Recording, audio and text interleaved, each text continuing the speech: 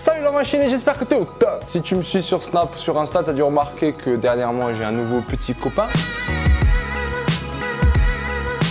Et vu que c'est le début des vacances avec ce chat, ça m'a fait penser à un casse-tête que j'avais une fois lu et que j'ai trouvé vraiment très intéressant et que maintenant je vais te partager. Alors avant qu'on passe au casse-tête, beaucoup d'entre vous m'ont demandé comment il s'appelait le chat et puis j'ai pas encore trouvé de nom. Alors j'ai eu plein de propositions et ça a terminé en finaliste, machine ou Matrix. Je vois que vous êtes plein de créativité. À ton avis, comment il s'appelle initialement ce chat?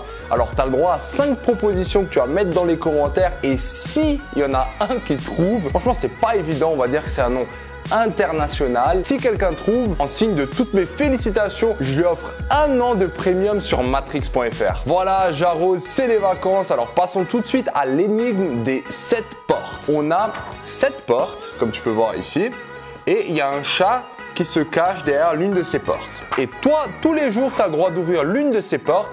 Et si tu tombes sur le chat, eh ben, tu as gagné. Alors très simplement, si maintenant le chat ne bougeait pas, eh ben, il suffirait que tu ouvres chacune de ces portes. Et tu sais qu'au maximum, vu qu'il y a 7 portes, au bout d'un moment, tu tomberas sur le chat. Sauf que ça va être un tout petit peu plus difficile. Ce qui va se passer, c'est que tous les soirs, le chat, obligatoirement, il doit bouger d'une porte. Alors soit il va à droite, soit à gauche, ou dans l'autre sens, je sais pas comment tu le vois. Et fais juste gaffe, si les extrémités, s'il est ou bien là, il pourra que bouger dans ce sens.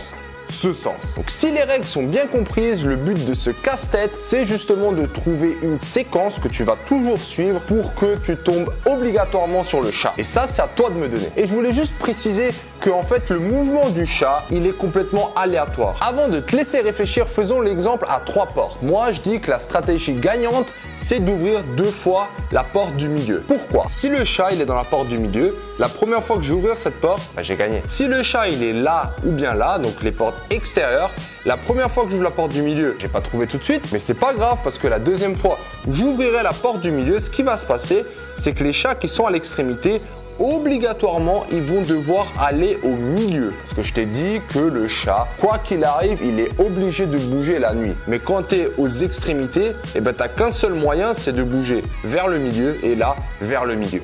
Donc, si tu ouvres 2 fois au milieu, quoi qu'il arrive, le chat, tu le trouveras. Alors maintenant, c'est à toi de me trouver la même solution lorsque tu n'as pas 3 mais 7 portes.